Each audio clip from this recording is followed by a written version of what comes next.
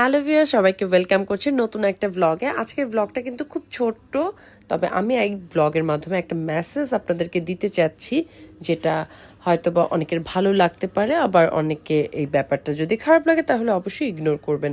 আপনারা ভিডিওতে যেটা দেখতে পাচ্ছেন এটা হচ্ছে নর্থ পয়েন্ট স্কুল। বনশ্রীতে যারা থাকে, মানে রামপুরা বনশ্রীতে যারা থাকে, তারা কিন্তু অনেকে এই স্কুলটার ব্যাপারে খুবই পরিচিত। আমি যেহেতু এই এলাকায় ৬-৭ বছর, তো অনেকেই আমার পরিচিত আছে যারা এই স্কুল থেকে শিক্ষা গ্রহণ করেছে এবং এখনও করছে।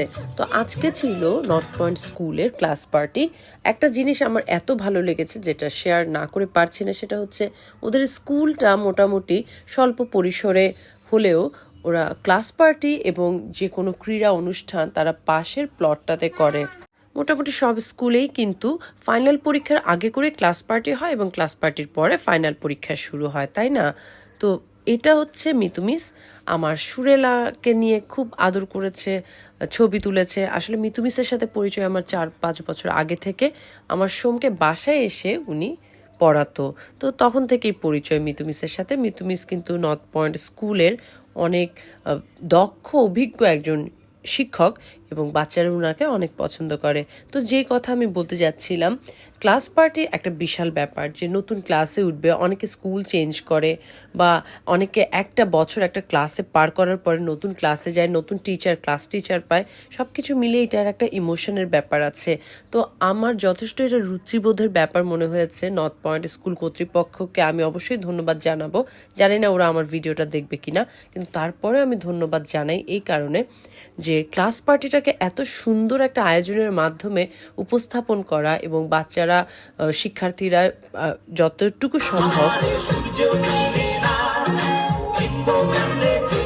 বিভিন্ন কিছু পারফর্ম করছে, নাচ করছে, গান গাইছে, এই যে সকলে যে পার্টিসিপেশন, এটা আমার খুব ভালো লেগেছে। একটা বড় অনুষ্ঠান যেটাকে বলে, এই যে দেখুন কত বড় একটা স্পেসে সবাই, গার্জিয়ানরা আছে, স্টুডেন্টরা আছে, মঞ্চ সাজানো হয়েছে, সুন্দর বাহারি বেলুন দিয়ে পুরো স্পটটা রঙিন করে তোলা হয়েছে। এটা আমার কাছে খুব ভালো লেগেছে, কারণ অনেক বড় স্কুলে আমি গেছি, আশেপাশে যে কয়টা স্কুল, কিন্তু এই এফোর্টটা কিন্তু নর্থ পয়েন্ট দিতে পেরেছে বেসিক্যালি এই পাশে একটা খালি প্লট থাকার কারণে।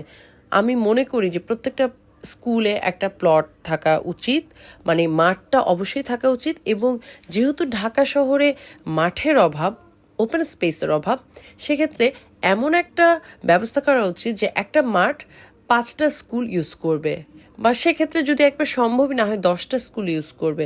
এই মাঠের কিন্তু খুব দরকার আছে, একটা ওপেন স্পেসের দরকার আছে। আজকের প্রেজেন্টেশনটা আমার অনেক ভালো লেগেছে। ক্লাস পার্টিকে ওরা যথেষ্ট এফোর্ট দিয়ে সার্থক করে তুলেছে, আমার খুবই ভালো লেগেছে। আর আমার মেয়ে যদিও নর্থ পয়েন্টে পড়ে না, ছেলেও পড়ে না, কিন্তু ওদেরকে আমি নিয়ে গিয়েছি। সুপর্ণাকে দেখেছি, তারপর আরশি ছিল, সব কিছু মিলে বাচ্চাদের যে আনন্দ, সেটা আমাকে অনেক আন্দোলিত করেছে। আর পুরোটা ব্লগে একটা আমি মেসেজ দিতে চেষ্টা করেছি, হয়তোবা আপনারা আমার ব্যাপারটা বুঝতে পেরেছেন আমি কি বলতে চাচ্ছিলাম। তো ভিডিওটি ভালো লাগলে অবশ্যই লাইক, কমেন্ট, শেয়ার দিবেন। ভালো থাকুন, সুস্থ থাকুন। আমার page Shanta's cooking and travelling এর সাথে থাকুন, আর অবশ্যই আমার ইউটিউব চ্যানেল শান্তা বুড়ো সানি সাবস্ক্রাইব করুন। বিদায় নিচ্ছি, বাই বাই।